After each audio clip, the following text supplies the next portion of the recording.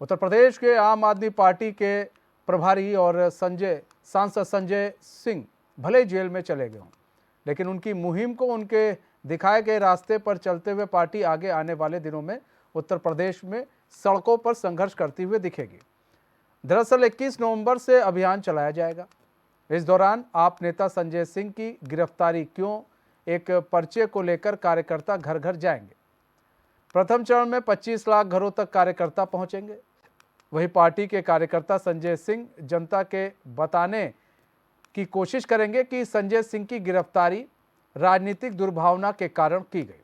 अडानी के भ्रष्टाचार, महंगाई, बेरोजगारी और मोदी सरकार पर सवाल उठाने की वजह से उनकी गिरफ्तारी की गई।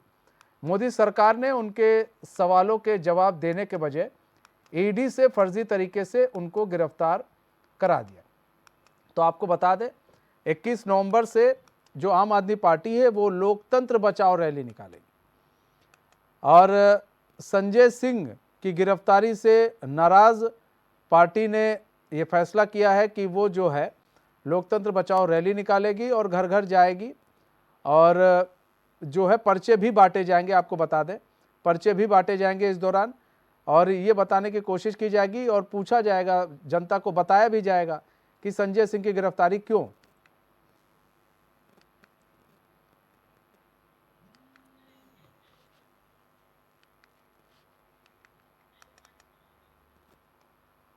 हमारे साथ हमारे संवाददाता जय त्रिपाठी जुड़ चुके हैं पूरी जानकारी के साथ। जय, 21 जो नवंबर है अब उस समय जो है आम आदमी पार्टी अब सड़कों पर नजर आएगी संजय सिंह को लेकर कि भाई इनके प्रभारी की गिरफ्तारी क्यों की गई और तमाम तरह के विषय जो है ये लेकर जाएंगे कि हमने अडानी पर सवाल पूछा तो ईडी और सीबीआई की छापेमारी की गई।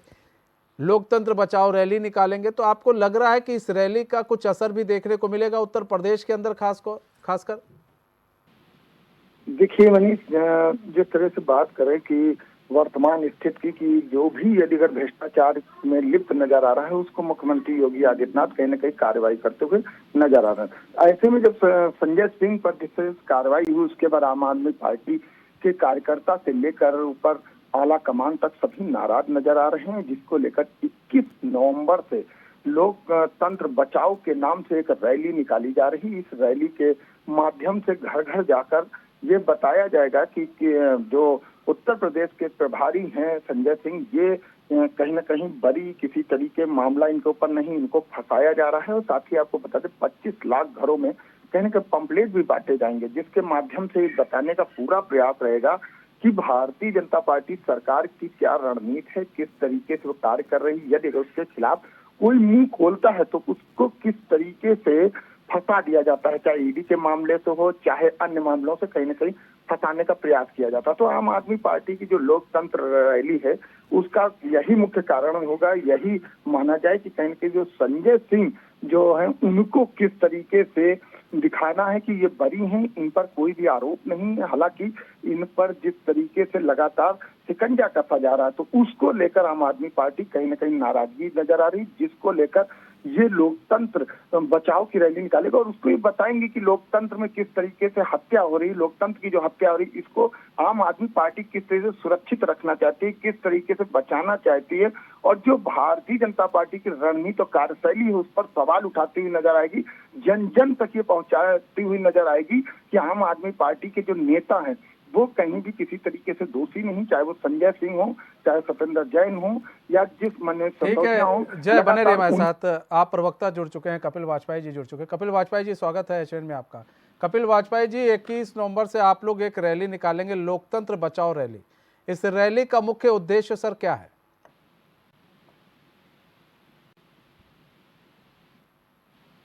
कपिल वाजपेयी जी, आपको आवाज आ रही है सर? जी कपिल वाजपेयी जी, लोकतंत्र बचाओ रैली निकालेंगे आप लोग 21 नवंबर से, इस रैली का मकसद क्या है सर?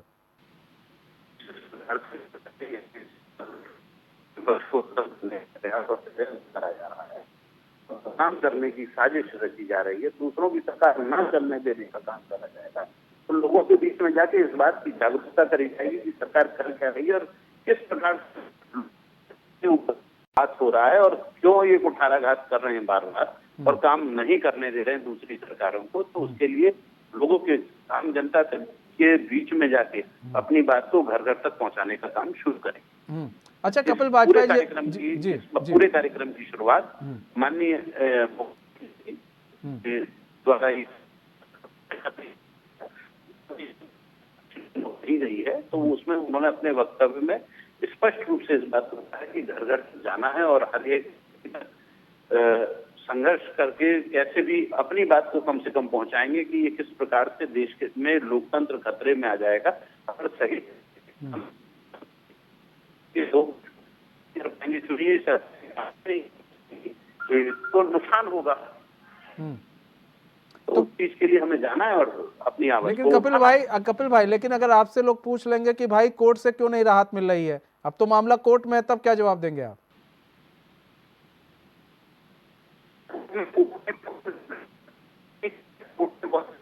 कोर्ट में ईडी आपको, आप प्रतिष्ठित चैनल है, आपको ये बात बहुत मालूम भी है, ईडी और सीबीआई को एक हुआ है। कपिल वाजपेयी जी, आपकी आवाज सही से नहीं आ रही, हम दोबारा आपसे संपर्क साधने की कोशिश करेंगे।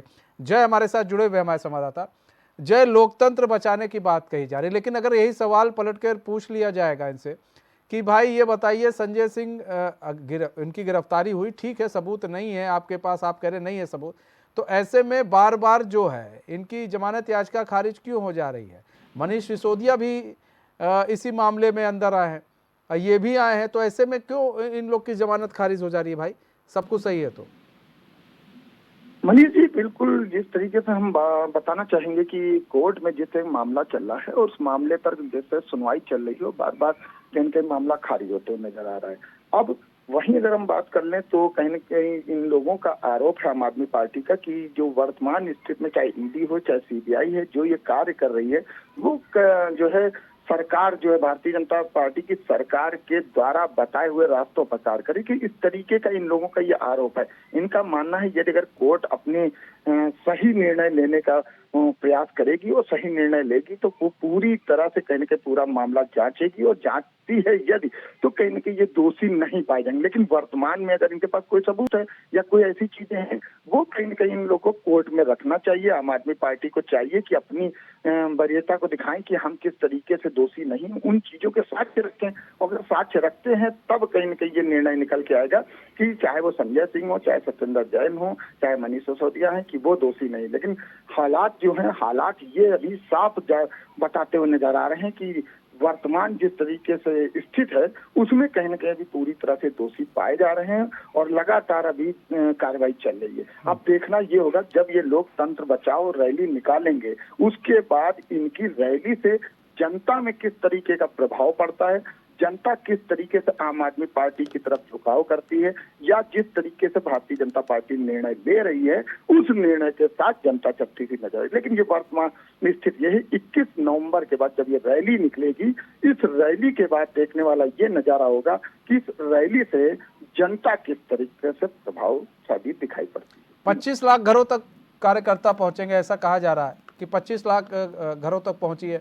ऐसे में रैली में तमाम जो दिल्ली के, पंजाब के जो मंत्री हैं वो भी शामिल हो सकते हैं, ये भी कहा जा रहा है। तो अब यहाँ पर तो कई चीज़ें हैं ना, अब यहाँ पर तो आपकी ज़मीन भी नहीं है उत्तर प्रदेश के अंदर, तो आप उत्तर प्रदेश की जनता को समझा कर यहाँ पर या फिर उनको बताकर क्या कर लेंगे? ऐसे में सवाल तो ये उठता है, अगर आपको रैली निकालनी थी तो आपको दिल्ली में निकालते, तो क्या दिल्ली में नहीं निकाल पा रहे हैं क्या रैली? वर्तमान स्थिति ये है, आम आदमी पार्टी उत्तर प्रदेश में अपना जनाधार चाहती है और वो चाहती है कि जिस तरह से मुख्यमंत्री योगी आदित्यनाथ की कार्यशैली चल रही है उसके खिलाफ किस तरीके से आम आदमी पार्टी उत्तर प्रदेश में खड़ी हो सके। क्योंकि अभी जो स्थिति है आम आदमी पार्टी की वो इस हालात में नहीं है कि वो सरकार के ठीक है। जय बने रहिए। कपिल वाजपेयी जी एक बार फिर से हमारे साथ जुड़ गए हैं, आम आदमी पार्टी के वरिष्ठ लीडर हैं। कपिल वाजपेयी जी, सवाल यही था कपिल वाजपेयी जी कि अगर जनता आपसे सवाल पूछ लेगी पलटकर कि भाई उनको जमानत नहीं मिल रही है, ना ही मनीष जी को मिल रही है, ना ही संजय सिंह जी को मिल रही है, तो फिर आप लोग क्या कहेंगे उनसे? मैंने आपको पूरा प्रकरण दोबारा से मैं इसे बात को समझा दे रहा हूँ और अब से पूरे स्पष्ट, ईडी और सीबीआई के अधिकारों का दुरुपयोग करा जा रहा है और जांच के लिए भी माननीय सुप्रीम कोर्ट ने बहुत अच्छा करा कि 6 महीने का टाइम बाउंड कर दिया कि 6 महीने में ये पूरी प्रक्रिया करके स्पष्ट कीजिए कि हुआ क्या। आप अधिकारों का दुरुपयोग नहीं कर पाएंगे स्पष्ट रूप से। और 1 रुपए की मनी ट्रेल आज तक ये सिद्ध नहीं कर पाए, कोई चार्जशीट नहीं है कहीं कोई। लेकिन हाँ, हल्ला मचाने के लिए बार बार जो बातें कही जाती हैं, हमने ये कर दिया, करा क्या, उसका परिणाम क्या हुआ?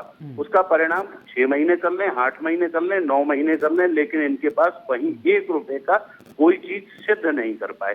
अब आने वाले समय में जब कोर्ट ने, मैं तो सुप्रीम कोर्ट को धन्यवाद दूंगा कि उन्होंने 6 महीने की बाध्यता लगाकर इनके ऊपर प्रेशर दिया है कि करिए ना, इस पर बताइए ना कहाँ पे कैसी चीज चोरी करी और कितने की करी और किसने करी, तो चीजें स्पष्ट हो जाएंगी, सारी बातें क्लियर हो जाएंगी।